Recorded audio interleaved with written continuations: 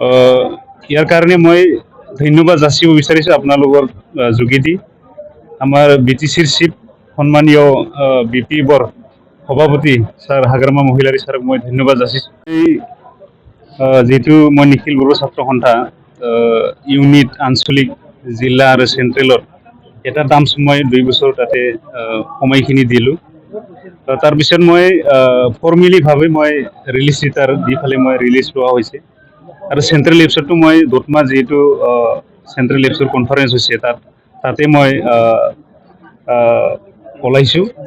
আৰু যিহেতু জিলাত মই এডভাইজাৰ আছিলোঁ মই ৰিলিজ লেটাৰ দিছোঁ। এই ৰিলিজ লেটাৰটো ডিষ্ট্ৰিক্টত যোৱা টংলা যিহেতু চেণ্ট্ৰেল এপছৰ ডিষ্ট্ৰিক্ট এপছৰ যিটো কনফাৰেঞ্চ হৈছিল তাতে তেখেতসকলে একচেপ্ট কৰিছে। তাৰপিছত মই নিজে এটা সিদ্ধান্ত লৈছোঁ যিহেতু অঞ্চলৰ যিহেতু বিশেষ মানুহবিলাকে ক'লে যে আপুনি এপছটো এৰি ফালে কি কৰিব। তাৰপিছত মই কেইটামান দিন থাকি ফালে মই নিজে সিদ্ধান্ত ল'লোঁ যে ঠিক আছে মই যিহেতু 17 বছৰ মানে এপছটোত কাম কৰিলোঁ।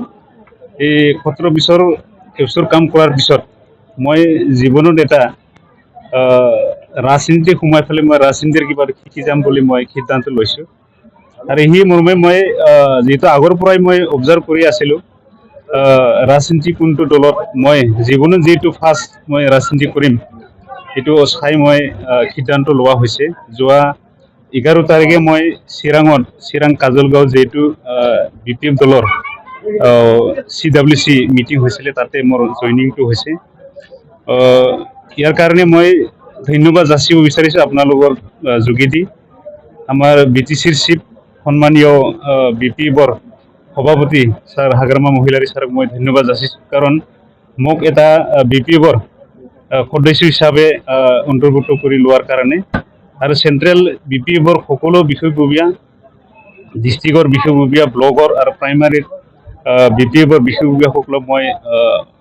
নমস্কাৰ আৰু ধন্যবাদ যাচিছোঁ। মই আশা কৰিছোঁ সকলৰ যিহেতু আমি নতুন হিচাপে BPFত সদস্য হিচাপে আমি জইন হৈছোঁ ইয়াত যিবিলাক আৰু ছিনিয়ৰ BPFৰ লিডাৰ সকলে আমাক নিশ্চয় আগুৱাই ল'ব আৰু আমাক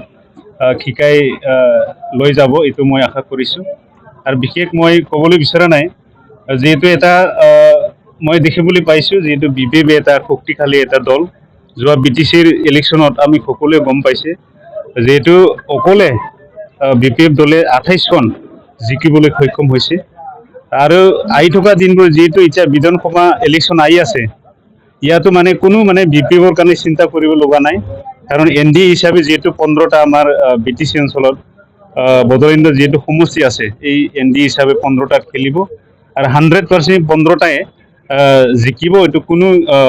ৰাজনীতি দলে কোনো তাতে ফেৰ ঘটিব নোৱাৰিব আৰু যিহেতু BPF যিহেতু মজবুত হৈ আছে আৰু আমি কৰবা ছাত্ৰ সংগঠন কৰা কোনোবা মানে কৰবা BJPত ৰাজনীতি কৰা বা UPPলত কৰা তেখেতসকলে আকৌ আহিছে ইয়াৰ কাৰণে আৰু BPFে নিশ্চয় মজবুতটো আৰু বাঢ়িব যেহেতু আমিও মানে BPFক ভালদৰে আকৌ মানে BTC অঞ্চলৰ উন্নতি কৰিবৰ কাৰণে